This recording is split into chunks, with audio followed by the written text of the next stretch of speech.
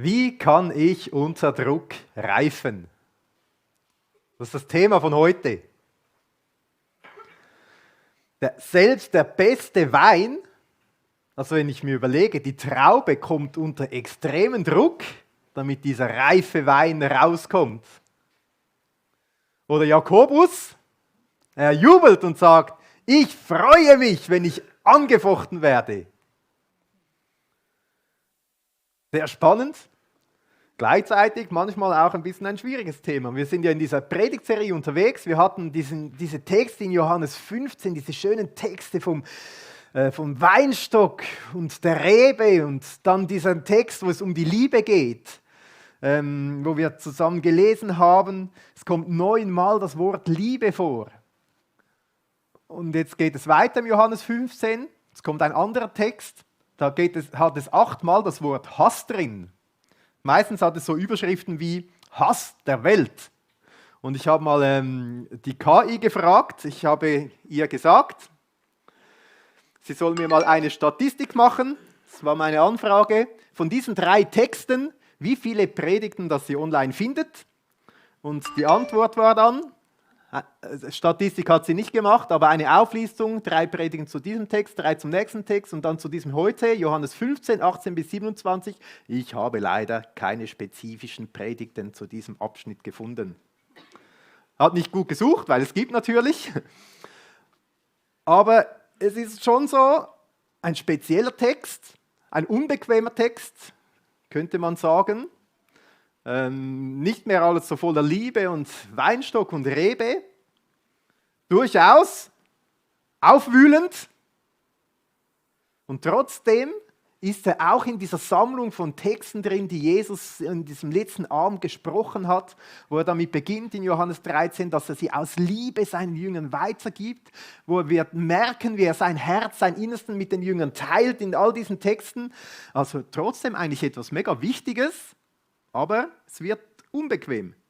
Und wir tauchen ein und werden darin sehr viele Schätze entdecken. Also ich will euch einladen auf diese Reise, auf diese abenteuerliche Reise mit diesem Text, der ein bisschen ungemütlich ist, der aber unglaubliche Schätze und Perlen enthält. Wir lesen zusammen diesen Text, Johannes 15. Wenn ihr die Bibel dabei habt, lest ruhig mit. Auch zu Hause, schnell hervorholen. Dann lesen wir zusammen ab Vers 18. Wenn euch die Welt hasst, so wisst, dass sie mich vor euch gehasst hat.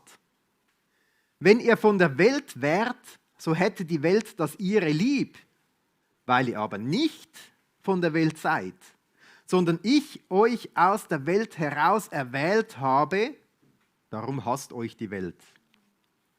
Gedenkt an das Wort, das ich zu euch gesagt habe. Der Knecht ist nicht größer als sein Herr. Haben sie mich verfolgt, so werden sie auch euch verfolgen. Haben sie auf mein Wort argwöhnisch Acht gehabt, so werden sie auch auf das eure argwöhnisch Acht haben. Aber das alles werden sie euch antun, um meines Namens willen, denn sie kennen den nicht, der mich gesandt hat. Wenn ich nicht gekommen wäre und zu ihnen geredet hätte, so hätten sie keine Sünde. Nun aber haben sie keinen Vorwand für ihre Sünde. Wer mich hasst, der hasst auch meinen Vater. Wenn ich nicht die Werke unter ihnen getan hätte, die kein anderer getan hat, so hätten sie keine Sünde. Nun aber haben sie es gesehen und hassen doch sowohl mich als auch meinen Vater. Doch dies geschieht, damit das Wort erfüllt wird, das in ihrem Gesetz geschrieben steht. Sie hassen mich ohne Ursache. Wenn aber der Beistand kommen wird, den ich euch vom Vater senden werde, der Geist der Wahrheit, der vom Vater ausgeht, so wird der von mir Zeugnis geben und auch ihr werdet Zeugnis geben, weil ihr von Anfang an bei mir gewesen seid. Danke, Jesus, für diese deine Worte. Danke, dass wir sie heute so lesen dürfen und dass du heute dadurch zu uns sprichst. Und Und ich bitte dich, Jesus, dass du durch deinen Geist das in unsere Herzen hineinlegst und hineinsprichst, was für uns dran ist. Und dass du mehr darüber zeigst, Jesus, wer du bist in Wahrheit. Amen. Ich habe so ganz viele Dinge in diesem Text entdeckt und will vor allem 4 Sachen mit euch teilen. So 4 Schätze, die ich entdeckt habe. Das erste ist, was ich sehr cool finde, Jesus redet Klartext. Wenn wir manchmal online unterwegs sind, muss man manchmal so Dinge ausfüllen und am Schluss hat es so ein Häkchen, ich willige ein mit allen AGBs und da muss man das Häkchen setzen und nur dann geht es weiter und wenn man mal auf diesen kleinen Link klickt, allgemeine Geschäftsbedingungen, kommen irgendwie 100 Seiten, wo irgendwelche Dinge stehen. Wer liest das immer durch? Einer. Eigentlich unmöglich, oder? Und man fragt sich manchmal, was steht hier alles noch im Kleingedruckten? Und ich finde es so cool bei Jesus, dass er so klar und authentisch und direkt ist, dass wir sofort merken, da gibt es kein Kleingedrucktes. Er sagt uns klipp und klar, es wird Hass geben, es wird Ablehnung geben, es wird sogar Verfolgung geben. Nimm kein Blatt vor den Mund, man muss gar nicht lange suchen, es gibt kein Kleingedrucktes, ist transparent, offen und ehrlich. So einfach diese Sätze, die Jesus hier sagt zu seinen Jüngern, zu seinen Nachfolgern, ich finde das schon spannend. Wenn euch die Welt hasst, so wisst, dass sie mich vor euch gehasst hat. Wenn ihr von der Welt wärt, so hätte die Welt das ihre lieb. Weil ihr aber nicht von der Welt seid, sondern ich euch aus der Welt erwählt habe, darum hasst euch die Welt. Es ist nicht so, dass Jesus sagt, komm und folge mir nach und es wird alles gut. Und alle Leute sagen, ja gut, ich folge Jesus nach und plötzlich erschreckt man, oh, irgendwie ist das trotzdem, irgendwie stößt das ja auf Widerstand oder so. Und es ist ja tatsächlich bis heute so. Es gibt Menschen, die hören von Jesus und finden das super und folgen Jesus nach. Aber es gibt auch Menschen, die sind völlig gleichgültig, vielleicht sogar abgelehnt oder haben sogar Hass gegen Jesus, Hass gegen Gott, Hass gegen Christen, Leute, die Jesus nachfolgen. Und es gibt so diese 2 Welten, Jesus beschreibt das ja so wie 2 Welten. Man muss sich das mal vorstellen. Einige von euch sind vielleicht Fan von einem Sportclub, Eishockey oder so. Da prallen manchmal auch diese Welten aufeinander. Also ich weiß nicht, wer manchmal ins Stadion geht, aber man bleibt immer bei seinen Leuten, oder? Weil das andere ist eine ganz andere Welt. Mit denen will man da nicht so viel zu tun haben. Da geht man sich aus dem Weg. Ist ja logisch. Und Jesus beschreibt das auch so. Es gibt wie 2 Welten. Es gibt das Sichtbare, diese irdische Welt. Es gibt aber auch eine geistliche Welt. Es ist so, das, was normal ist, was man sieht, ist von dieser irdischen Welt. Aber das Reich von Gott, seine göttliche Welt, ist anders. Funktioniert irgendwie anders.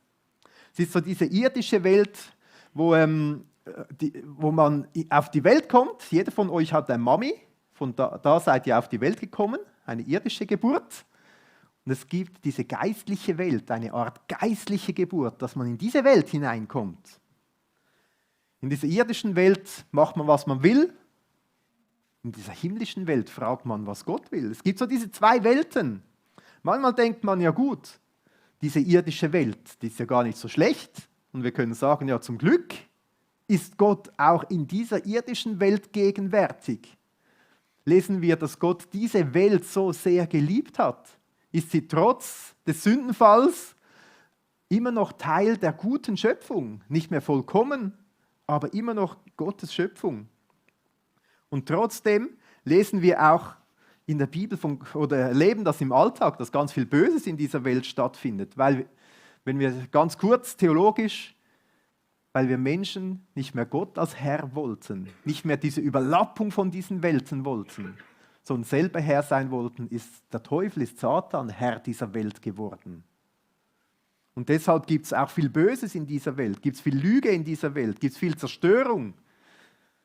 Und Jesus sagt, es gibt eine andere Welt, wo er der König ist, wo er der Herr ist, wo er Wahrheit bringen will, wo er will, dass Liebe entsteht, dass zum Beispiel Beziehungen gelingen.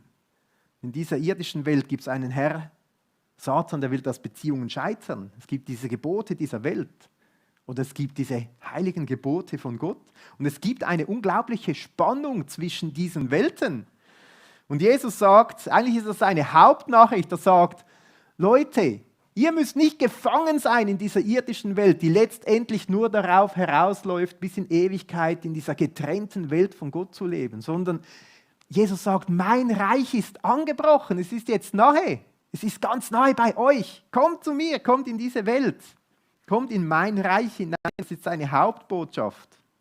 Und es ist ganz natürlich, dass es zwischen diesen zwei Welten Spannungen gibt, oder? Das ist eigentlich ganz logisch nachvollziehbar. Und vielleicht bist du heute hier und merkst, du erlebst diese Spannung manchmal auch. So was Jesus sagt, wenn du ihm nachfolgst, bist du nicht mehr von dieser Welt. Du bist ein Teil seiner himmlischen Welt, aber du bist nach wie vor in dieser Welt.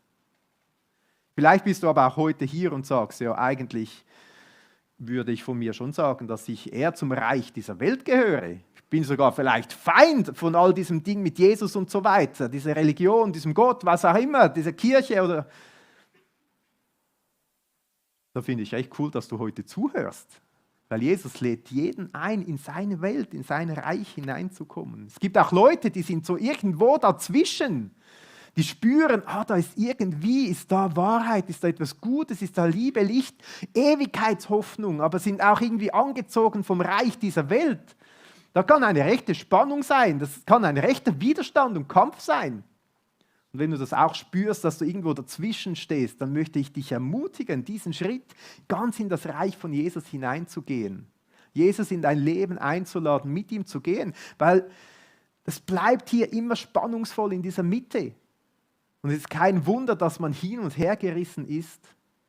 Und Jesus lädt uns ein, ganz zu ihm in sein Reich zu kommen. Überall dort, wo Menschen sagen, Jesus ist mein Herr, Jesus ist mein König, dort ist das Reich von Gott. So ist heute hier ganz viel Reich von Gott, mega cool.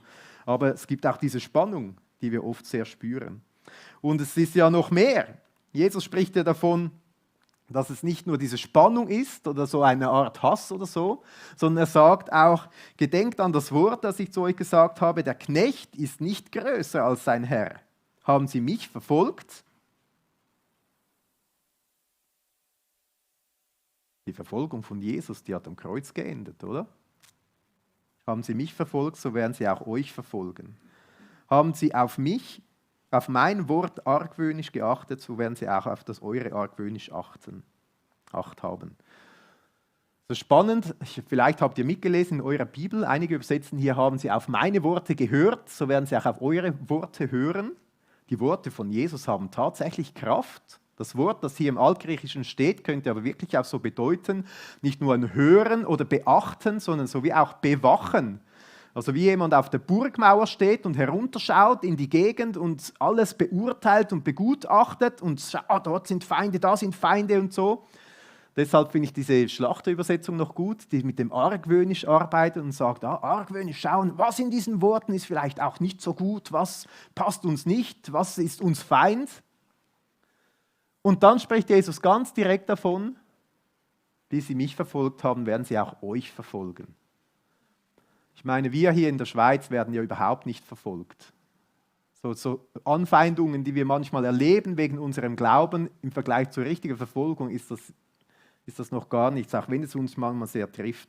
Ich habe einen kurzen Clip mitgebracht von Open Doors aus 2025, wo sie die 5 Länder aufzählen, wo die Christen am meisten verfolgt werden. Ich glaube, es ist gut, wirklich das vor Augen zu haben. Die am meisten verfolgte Bevölkerungsgruppe auf der Welt, das sind die Christen. Und uns ist das manchmal so fern, aber es ist so Realität heute. Islamische Milizen, bewaffnete Banden und die Familie als stärkster Verfolger von Christen. Jedes Jahr erstellt Open Doors den Weltverfolgungsindex, eine Liste der 50 Länder, in denen Christen am härtesten verfolgt werden. Dies sind die 5 Länder, in denen Christen die stärkste Verfolgung erleben. Platz 5: Sudan. Der Bürgerkrieg, der seit 2023 zwischen der Armee und den Rapid Support Forces tobt, hat die Gefahr für Christen noch mehr erhöht, Opfer von Anfeindungen, Verhaftung und Mord zu werden. Kirchengebäude wurden beschlagnahmt und zerstört, was den Besuch eines Gottesdienstes zunehmend komplizierter und gefährlicher macht. Durch die Gesetzlosigkeit des Bürgerkriegs haben zudem andere gewalttätige Gruppen die Möglichkeit, ungestraft Christen anzugreifen.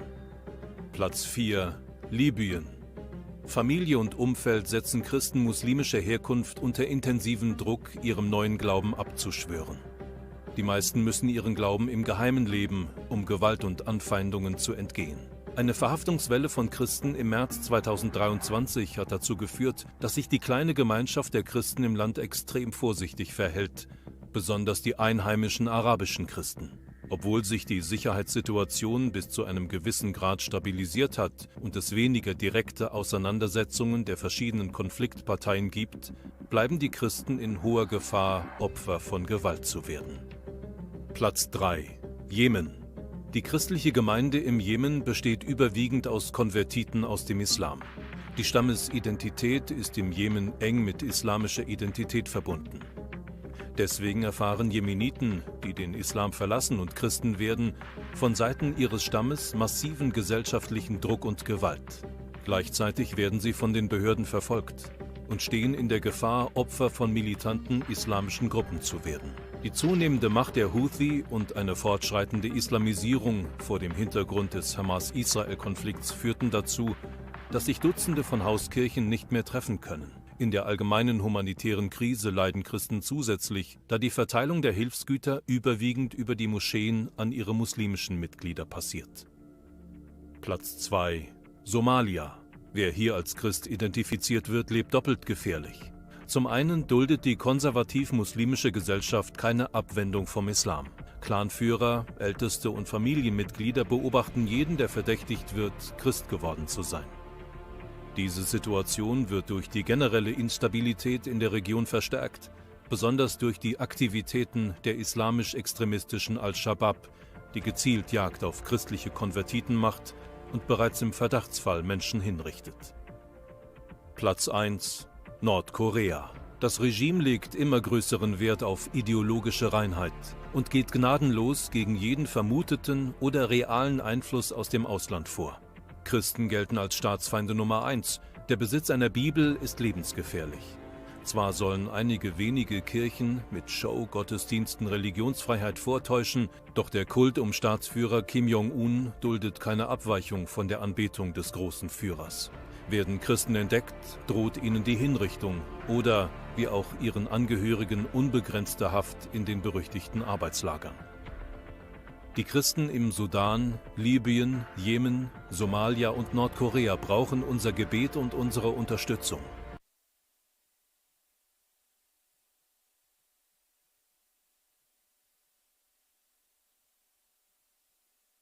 Ich habe mich schon gefragt, als ich mich mit dem auseinandergesetzt habe, wieso hören die nicht einfach auf, an Jesus zu glauben? Meine Zwangslager, sogar im Verdachtsfall Angst für Hinrichtung, ist schon recht krass. Was würdet ihr sagen? Wieso hören die nicht auf, an Jesus zu glauben?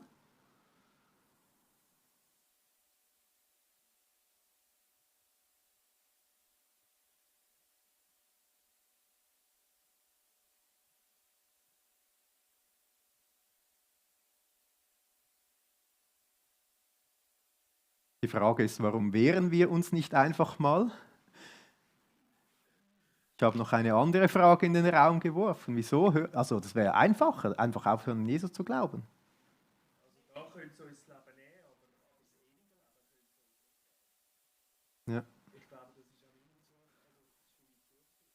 Also weil die Leute wissen, dass das irdische Leben im Vergleich zum ewigen Leben viel weniger ist, oder? Ja? Zuversicht auf das, was kommt.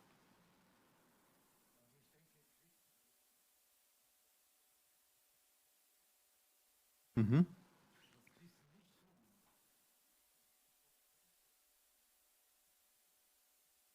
Christen rächen sich nicht, aber sie wehren sich. Mhm.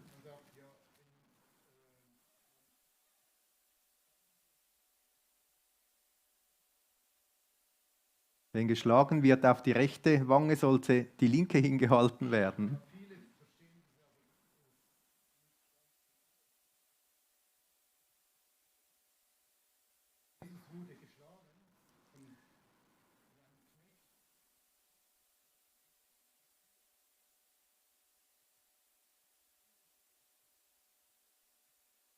Jesus hat den gefragt, der ihn geschlagen hat, wenn ich Unrecht getan habe, wieso schlägst du mich? Man könnte sogar sagen, dass Jesus in dieser Verfolgung drin den größten Sieg errungen hat, oder?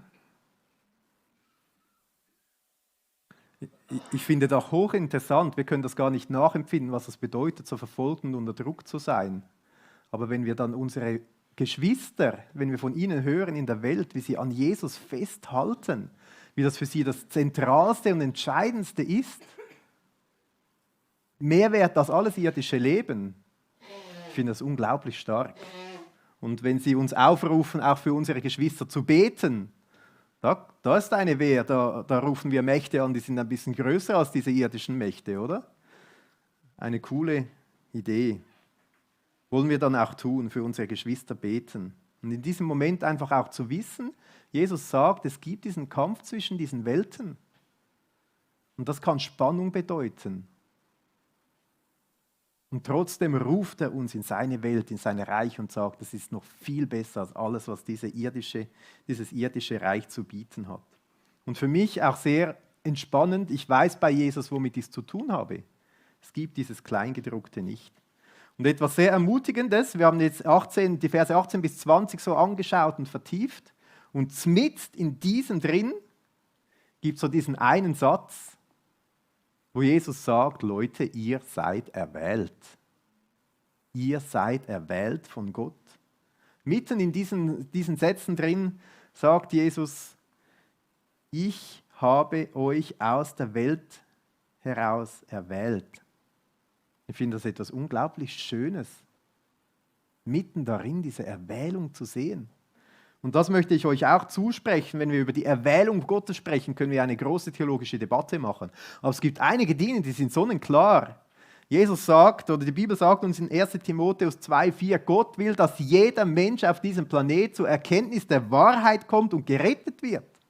Also egal, wo du bist oder wo du zuhörst, Jesus möchte, dass du ihn kennenlernst und die Wahrheit über ihn im Herzen erfährst und zu ihm kommst und gerettet wirst, das heißt, ein Teil seiner Welt wirst.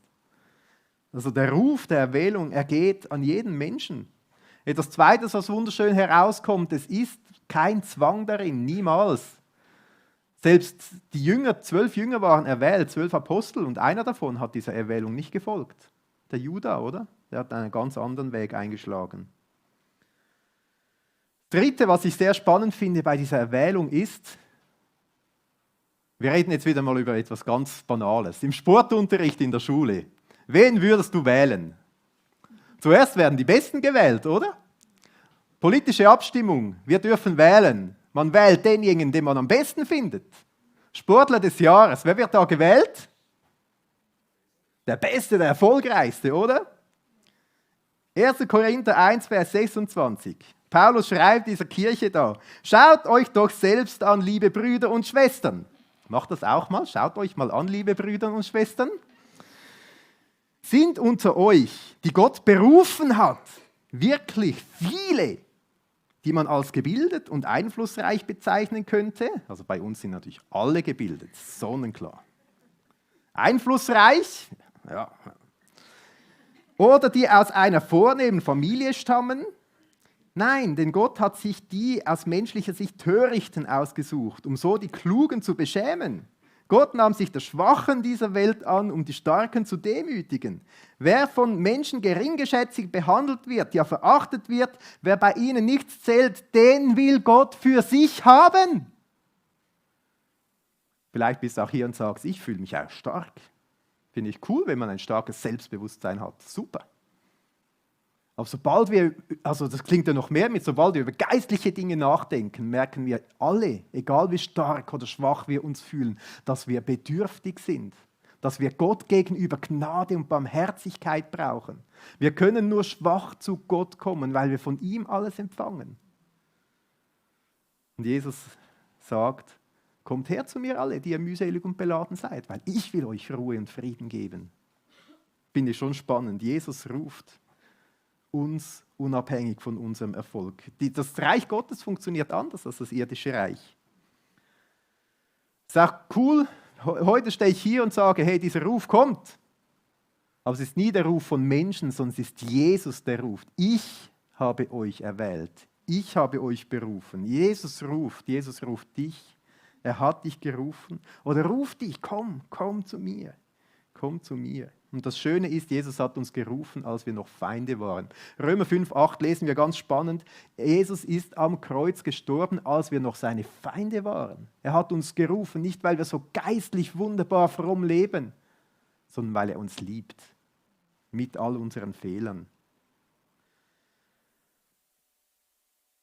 Ich möchte dich ermutigen, inmitten all dieser Dinge, diesen Ruf von Jesus zu hören.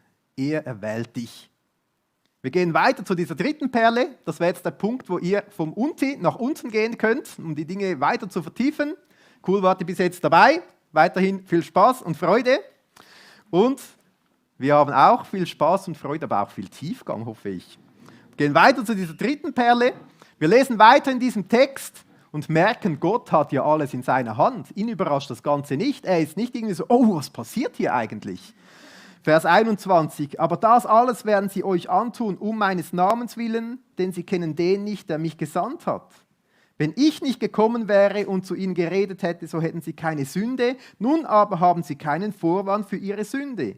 Wer mich hasst, der hasst auch meinen Vater. Wenn ich nicht die Werke unter ihnen getan hätte, die kein anderer getan hat, so hätten sie keine Sünde. Nun aber haben sie es gesehen und hassen doch sowohl mich als auch meinen Vater. Also was ich an diesem Abschnitt schon spannend finde, wenn ich, weil ich an Jesus glaube, Ablehnung erfahre, dann muss ich das gar nicht persönlich nehmen, sondern ich darf wissen, es geht eigentlich um Jesus. Jesus lehnen sie ab, die haben etwas gegen ihn, die haben ein Problem mit ihm, die haben ein Problem mit Gott.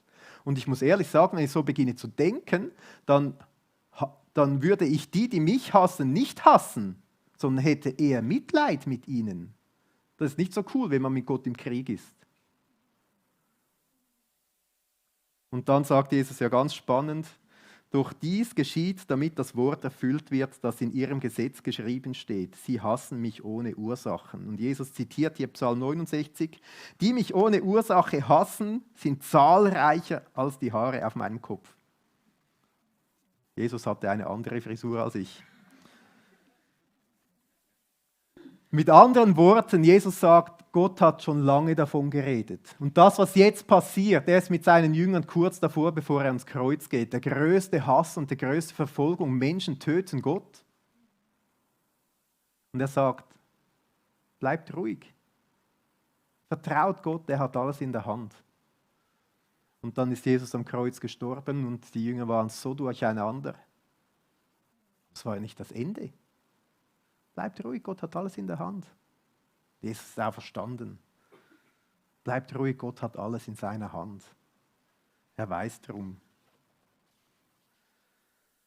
Und die vierte Perle, die ich mit euch teilen möchte, mitten darin spricht Jesus vom Heiligen Geist. Er hatte schon vor Kapitel 14 vom Heiligen Geist gesprochen. Und jetzt spricht er wieder vom Heiligen Geist. Wenn aber der Beistand oder Tröster oder Helfer, das brauchen wir in solchen Situationen, oder? Wenn er kommen wird, den ich euch vom Vater her senden werde, der Geist der Wahrheit, der vom Vater ausgeht, so wird der von mir Zeugnis geben. Und auch ihr werdet Zeugnis geben, weil ihr von Anfang an bei mir gewesen seid. Also mitten in diese Situation hinein spricht Jesus vom Heiligen Geist, der Beistand und Tröster ist, der aber auch etwas anderes noch ist, nämlich der Geist der Wahrheit. Und das finde ich schon spannend, dass unter Drucksituationen vom Geist der Wahrheit gesprochen wird. Der Geist der Wahrheit, der Zeugnis gibt von Jesus. Also irgendwie denkt Jesus, in der größten Drucksituation ist das Hilfreichste, wenn wir mehr von Jesus wissen. Wenn wir mehr erkennen, wer Jesus ist. Wenn wir plötzlich so Einblicke haben in diese geistliche Welt, in das, was Jesus getan hat für uns, was er mit dieser Welt tun will, wie er verstanden ist, dass das die größte Hilfe ist. Und er sagt, ihr werdet diesen Heiligen Geist bekommen. Er wird kommen zu euch und euch zeigen, wer der Vater ist. Finde ich schon sehr spannend und cool, weil es bedeutet ja auch heute, wenn wir als Nachfolger von Jesus seinen Geist haben, haben wir genau den gleichen Geist, der uns in alle Wahrheit leiten will. Es gibt hier wie zwei Dinge. Der Heilige Geist, der uns in diese Wahrheit leitet. Und da denken wir ja weiter, Wahrheit, was ist Wahrheit? Für uns heute ist Wahrheit, wenn die Fakten stimmen, oder? Heute ist ja alles voller Fake News. Man muss alle Quellen 2- oder 3-mal prüfen, weil man auch ja einfach nicht mehr weiß, was man vertrauen soll. Aber bei Gott ist Wahrheit nicht Fakten, Wissen über etwas, sondern eine Person, der man voll und ganz vertrauen kann, wo man Wahrheit findet. Und Jesus sagt, ich bin der Weg und die Wahrheit. Wenn der Geist der Wahrheit kommt, der Zeugnis gibt von Jesus und erklärt, was Wahrheit ist, dann zeigt er uns, wer und was Jesus ist. Und dann bricht hier so eine Kette los. Jesus sagt, dieser Geist wird vom Vater kommen zu euch und er wird euch Zeugnis geben von Jesus, also erklären, wer Jesus ist, und ihr werdet weiter Zeugnis geben anderen Leuten, wer dieser Jesus ist.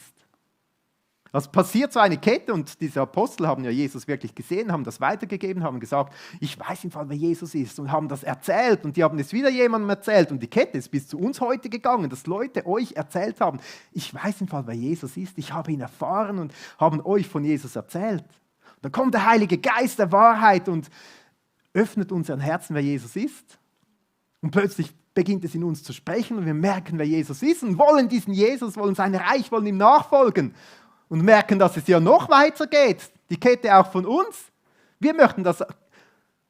Also, auch ihr werdet Zeugnis geben. Jesus spricht gerade davon, dass euch die Welt hasst und verfolgt und so weiter. Und er sagt, aber ihr werdet Zeugnis geben.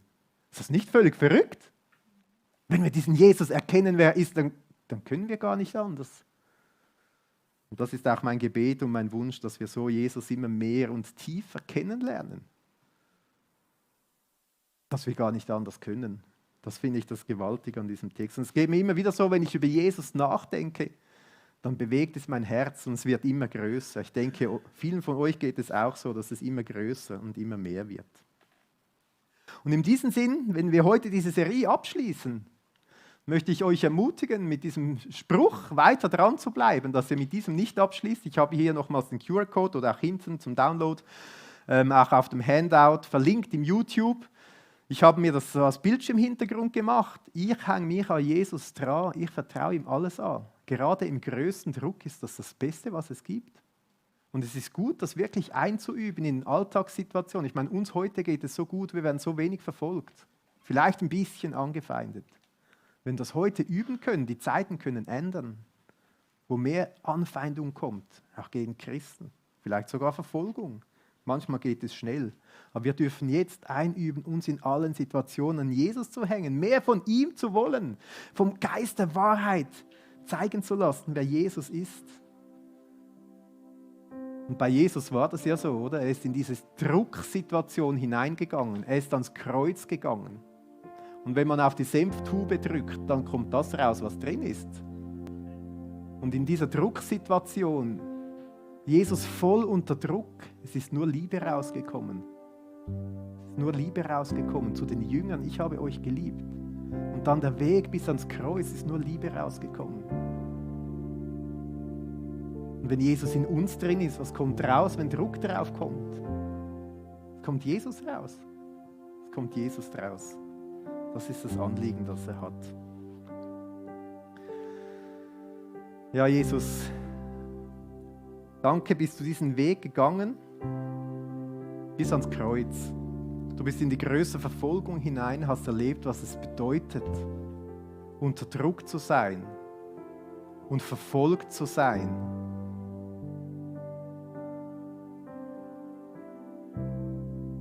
Und es ist nur Liebe rausgekommen.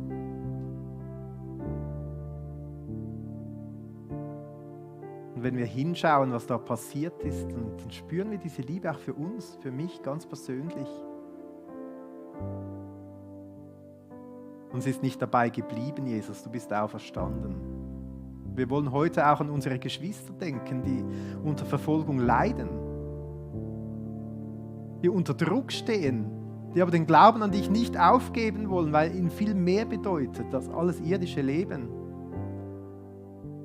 Und Jesus, du versprichst deinen Geist, Beistand, Tröster, Helfer, Geist der Wahrheit. Und wir bitten dich besonders für unsere verfolgten Geschwister, dass du sie erfrischst mit deinem Geist der Wahrheit. Dass du ihnen Kraft gibst, im Glauben festzuhalten. Und wir tun nicht nichts dagegen, sondern wir rufen dich, Gott, an, der Mächtige im Universum, der Allmächtige, der alles in der Hand hat. Und wir vertrauen darauf, dass das hier nicht das Ende ist, was wir heute erleben, sondern dass das Ende herrlich und glorreich sein wird für dich und deine Nachfolger, Jesus. Auch wenn jetzt eine Zeit des Leidens ist. Und wir kommen auch zu dir, Jesus. Ich komme mit der Bitte, Jesus, dass du deinen Heiligen Geist ausgießt. Deinen Geist der Wahrheit. Ich bitte dich, Geist Gottes, zeig uns, wer Jesus ist. Nicht Kopfwissen, sondern dass wir es im Herz erfahren, dass wir Jesus persönlich immer mehr kennenlernen. Danke, Jesus, dass deine Gnade genügt. Danke, dass du erwählst, was schwach ist. Danke, dass wir einfach kommen dürfen zu dir, so wie wir sind. Du nimmst uns an. Du gibst uns Stärke. Du gibst uns alles, was wir brauchen. Amen. Ich will dich einladen, während den nächsten Liedern einfach in diesem Gespräch mit Gott zu bleiben. Ich will dich einladen für Ministry Time. Es sind 2 Leute hier, die gerne für dich beten. Vielleicht brauchst du irgendwo diesen Geist der Kraft, Beistand, Helfer, Tröster. Du erlebst selber Situationen, wo du angefeindet wirst oder wo du dich schwach fühlst. Dann darfst du einfach zu ihnen gehen mit deinem Gebetsanliegen, sie beten für dich. Vielleicht hast du es auf dem Herzen, dass jemand dir die Hand auflegt, für dich um Segen bittet. Nutze diese Ministry Time. Sie sind da und beten für dich während den folgenden Liedern. Kannst einfach nach hinten gehen, sie sind da bereit. Und wir dürfen zusammen zu Gott kommen und ihn ehren und ihn anbeten. Wir müssen uns nicht um die Liebe von Gott bemühen, weil er hat sie schon lange am Kreuz bewiesen.